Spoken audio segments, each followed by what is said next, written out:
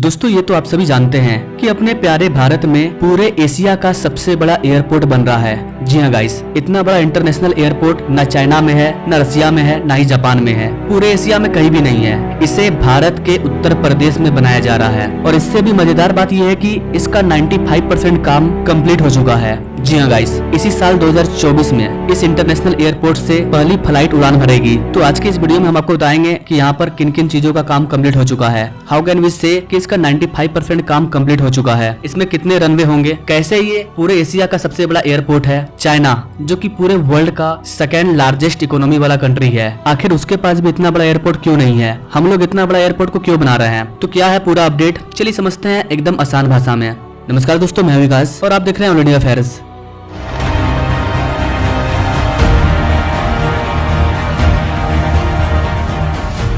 दोस्तों, Noida international airport, इसकी आधारशिला 25 नवंबर 2021 को रखी गई थी। एंड कैन यू इमेजिन, मात्र 3 साल के अंदर ये इंटरनेशनल एयरपोर्ट ऑपरेशनल भी हो जाएगा। पूरे एशिया का सबसे बड़ा एयरपोर्ट बना डाला। यही कारण है कि भारत वर्ल्ड का फास्टेस्ट ग्रोइंग कंट्री है एट प्रेजेंट टाइम। इसी साल जब नोएडा इंटरनेशनल एयरपोर्ट स्टार्ट हो जाएगा तो ये पूरे एशिया का सबसे लार्जेस्ट एयरपोर्ट कहलाएगा। इस एयरपोर्ट में टोटल 6 रनवे बनाए जाने थे। पहले चरण में 2 रनवे को बनाया जाना था, इसके बाद धीरे धीरे इसे 6 रनवे तक पहुँचाना था। गैस, ये जो नोएडा इंटरनेशनल एयरपोर्ट है, ये पूरे भारत का चौथा और एशिया का सबसे बड़ा इंटरनेशनल हवाई अड्डा है। इसकी जो ऑपरेशनल डेट है वो सितंबर 2024 बताई गई है, यानी कि इसी साल इस इंटरनेशनल एयरपोर्ट का जो फेज 1 है वो स्टार्ट हो जाएगा। यानी कि पूरे भारत का सबसे बड़ा एयरपोर्ट उत्तर प्रदेश में बनाया जा रहा है। उत्तर प्रदेश को भारत का सबसे ज्यादा एक्सप्रेसवे वाला प्रदेश भी कहा जाता है। उत्तर प्रदेश में कई एयरपोर्ट पर काम चल रहा है। आइए अब आपको बताते हैं कि ये जो नोएडा इंटरनेशनल एयरपोर्ट है, इसका कौन कौन सा काम कम्प्लीट हो चुका है, क्या क्या बनकर के तैयार हो गया है और कब तक ये चालू होगा। गाइस, एशिया के सबसे बड़े एयरपोर्ट को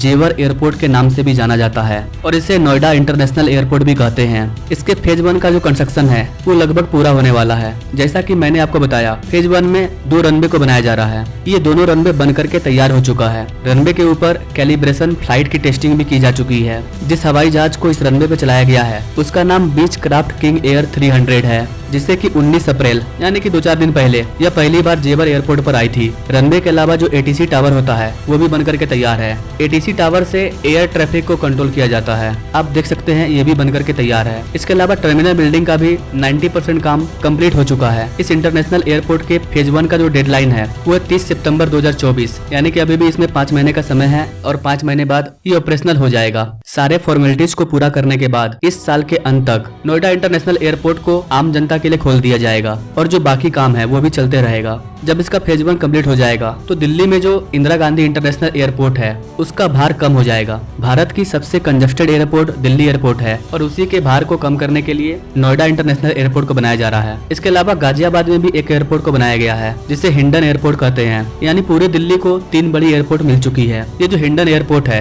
ये काफी छोटा एयरपोर्ट है, क्योंकि ये जो एयरपोर्ट है इसका एरिया काफी कम है, इसलिए इस पर उतना ध्यान नहीं दिया गया। नोएडा में जो इंटरनेशनल एयरपोर्ट बनाया जा रहा है इसका एरिया काफी ज्यादा बड़ा है। तो दिल्ली के IGI एयरपोर्ट के बाद ये जो नोएडा इंटरनेशनल एयरपोर्ट है, इससे दिल्ली NCR के लोगों को काफी ज्यादा फायदा होने वाला है। खासकर दिल्ली, नोएडा, गाजियाबाद, ग्रेटर नोएडा, फरीदाबाद, अलीगढ़, आगरा, इन सब लोगों को इस एयरपोर्ट से फायदा होगा। इस एयरपोर्ट के जरिए आप दुनिया के किसी भी कोने में जा सकते हैं जहाँ पर भी एयरपोर्ट है। अगर जेवर एयरपोर्ट की कनेक्टिविटी की बात करें तो ये एयरपोर्ट दिल्ली से लगभग 80 किलोमीटर दूर है और इसकी कनेक्टिविटी के लिए कई चीजों पर काम किया जा रहा है। रोड की कनेक्टिविटी तो पहले से मौजूद है, लेकिन यहाँ पर मेट्रो को भी लाने की बातचीत चल रही है ताकि आप मेट्रो से डायरेक्ट इस एयरपोर्ट पर आ जाओ। इसके अलावा इस एयरपोर्ट तक बुलेट ट्रेन भी चलाने का प्लान चल रहा है। RRTS को भी चलाने का प्लान चल रहा है, यानी कि आने वाले टाइम में इसको ओवरऑल कनेक्टिविटी दी जाएगी। लेकिन इन सब को कंप्लीट होने में काफी टाइम लगेगा। लेकिन जिस स्पीड से भारत ग्रो कर रहा है, जिस मौसम में अभी भारत है, इस मौसम में कुछ भी पॉसिबल है 2-3 साल के अंदर।